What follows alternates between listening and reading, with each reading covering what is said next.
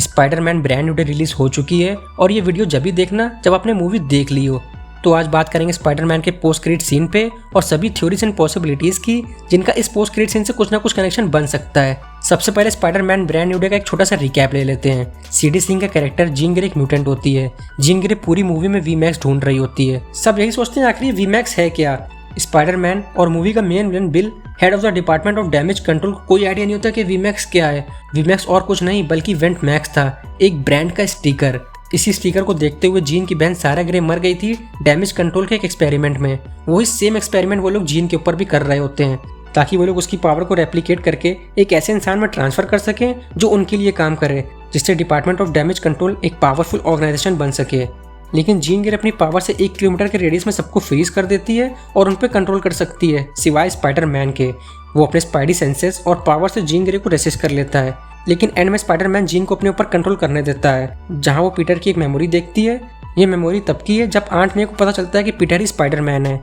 और आंट मे की स्पीच के बाद जीन काफ़ी इमोशनल हो जाती है। वो सबको फ्री कर देती है और बिल को भी नहीं मारती। इसके बाद हमें कुछ नहीं बताया जाता कि डिपार्टमेंट ऑफ डैमेज कंट्रोल का क्या हुआ और बिल का क्या हुआ। और यही पॉइंट मुझको मूवी का सबसे वीक पॉइंट लगा कि पहले विलन को इंट्रोड्यूस किया गया लेकिन बाद में उसका क्या हुआ ये कुछ भी नहीं बताया गया।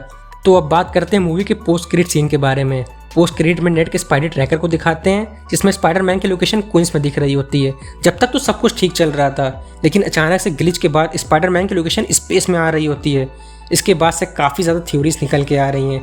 सबसे पहली थ्योरी है बैटल वर्ल्ड की।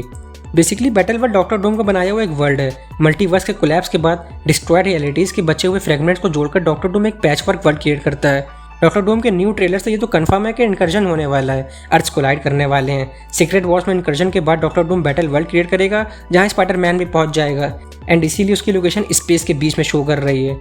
और दूसरी थ्योरी है कि न्यू स्पाइडरमैन आने वाला है। ट्रैकर में जो ग्लिच दिखता है वो काफ़ी सिमिलर है स्पाइडर वर्स से, जिस वजह से ये थ्योरी काफ़ी चल रही है कि स्पाइडर वर्स के यूनिवर्स से अर्थ 1610 का स्पाइडरमैन माइल्स मोरालिस इस यूनिवर्स में आने वाला है। और कॉमिक्स में भी कुछ ऐसा ही होता है। माइल्स एक अल्टरनेट यूनिवर्स से आता है जहां वो पीटर पार्कर के बाद स्पाइडरमैन के मेंटल कैरी करता है।